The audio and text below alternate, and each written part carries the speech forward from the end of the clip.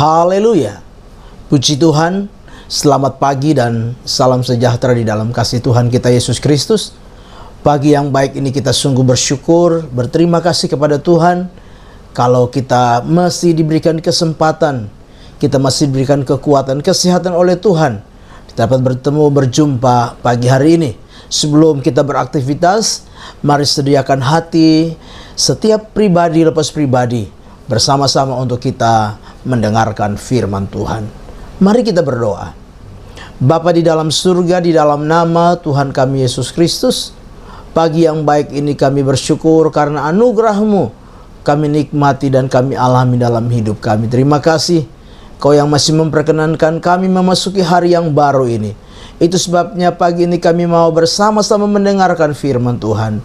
Berkati kami semua. Dalam nama Tuhan kami Yesus Kristus kami berdoa. Haleluya. Amin. Puji Tuhan. Pagi hari ini tema firman Tuhan yang ingin saya sampaikan kepada kita sekalian, yaitu memahami rancangan Tuhan. Kita baca bersama-sama firman Tuhan di dalam Yesaya pasal 55 ayat yang ke-8 dan ayat yang ke-9. Demikian firman Tuhan. Sebab rancanganku bukanlah rancanganmu, dan jalanmu bukanlah jalanku. Demikianlah firman Tuhan. Seperti tingginya langit dari bumi, demikianlah tingginya jalanku dari jalanmu, dan rancanganku dari rancanganmu. Amin. Bapak Ibu jemaat yang kekasih di dalam Tuhan kita Yesus Kristus, lewat firman Tuhan yang sudah saya bacakan pagi hari ini, kita mau belajar bersama-sama bagaimana kita memahami rancangan Tuhan di dalam hidup kita. Nah, yang pertama yaitu rancangan Tuhan lebih dari segalanya. Di dalam kalimat yang kita perhatikan bersama-sama di dalam ayat yang ke-8, di sana dikatakan, sebab rancanganku bukanlah rancanganmu, dan jalanmu bukanlah jalanku. Demikianlah firman Tuhan. Jadi ayat yang ke-8 ini memberikan sebuah penekanan kepada setiap kita bahwa rancangan Tuhan lebih dari segalanya. Dan kita sadar bahwa memang setiap kita punya rancangan di dalam hidup ini. Baik rancangan dalam hidup pribadi, dalam keluarga, dalam rumah tangga, dalam pekerjaan, dalam usaha, bahkan rancangan bagi masa depan. Tetapi kita harus menyadari bahwa di atas segala rancangan kita sebagai manusia, rancangan Tuhan itu lebih dari segalanya. Artinya apa? Artinya bahwa kita harus sadar bahwa setiap kita di dalam kita menjalani hidup ini tidak terlepas dari rancangan Tuhan di dalam hidup kita. Kita ada di dalam rancangan Tuhan. Nah, sebagai orang-orang yang percaya kepada Tuhan, mari kita menyadari bahwa rancangan Tuhan itu kadangkala tanpa kita sadari kita sedang ada di dalam satu rancangan Tuhan di dalam hidup kita.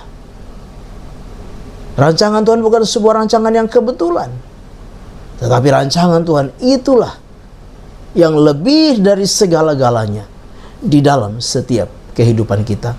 Yang kedua yaitu percaya bahwa rancangan Tuhan yang terbaik.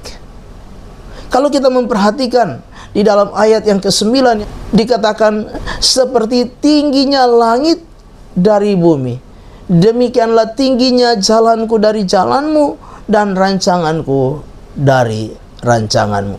Ini memberikan sebuah pemahaman bagi kita bahwa rancangan Tuhan itu lebih tinggi dari rancangan kita, melampaui akal kita, melampaui pikiran kita. Bahkan kadangkala rancangan Tuhan yang kita alami di luar dari ekspektasi kita. Sebagai orang-orang yang percaya kepada Tuhan, kadangkala rancangan Tuhan itu lebih dari sesuatu yang sedang kita rancangkan. Bahkan harapan-harapan kita lebih dari itu. Sebab dikatakan apa? Lebih tinggi. Nah, sebagai orang-orang yang percaya kepada Tuhan, hari ini mungkin kita belum melihat. Hari ini kita mungkin belum mengalami. Mungkin kita sedang ada dalam satu keadaan yang seolah-olah rancangan Tuhan itu tidak akan kita alami. Rancangan Tuhan yang hebat itu tidak akan kita alami. Tapi pagi hari ini kita mau belajar bahwa rancangan Tuhan itulah yang terbaik di dalam setiap kehidupan kita. Yang ketiga, percaya bahwa rancangan Tuhan tidak mungkin gagal. Di dalam ayat yang ke-11 dikatakan demikian dari Yesaya 55. Demikianlah firmanku yang keluar dari mulutku tidak akan kembali kepadaku dengan sia-sia, tetapi ia akan melaksanakan apa yang ku kehendaki dan akan berhasil dalam apa yang kusuruh kepadanya. Jadi kita memperhatikan bahwa rancangan Tuhan tidak mungkin gagal. Keadaan, kondisi, situasi tidak akan dapat menghalangi rancangan Tuhan tidak akan dapat menghalangi rancangan Tuhan digenapi di dalam setiap kehidupan kita. Tuhan tidak akan pernah gagal dengan rencananya bagi setiap pribadi, setiap keluarga, setiap rumah tangga, bahkan masa depan kita.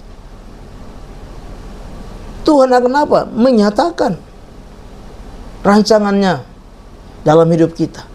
Dan kita akan melihat, kita akan mengalami.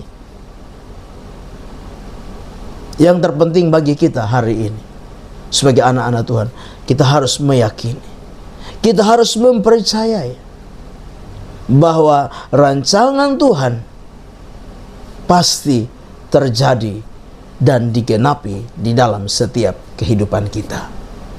Amin. Mari kita berdoa. Bapa di dalam surga, di dalam nama Tuhan kami Yesus Kristus, pagi yang baik ini kami sudah dengar firman Tuhan. Kami percaya rancangan Tuhan itulah yang terbaik dalam hidup kami. Rancangan Tuhan tidak akan pernah gagal.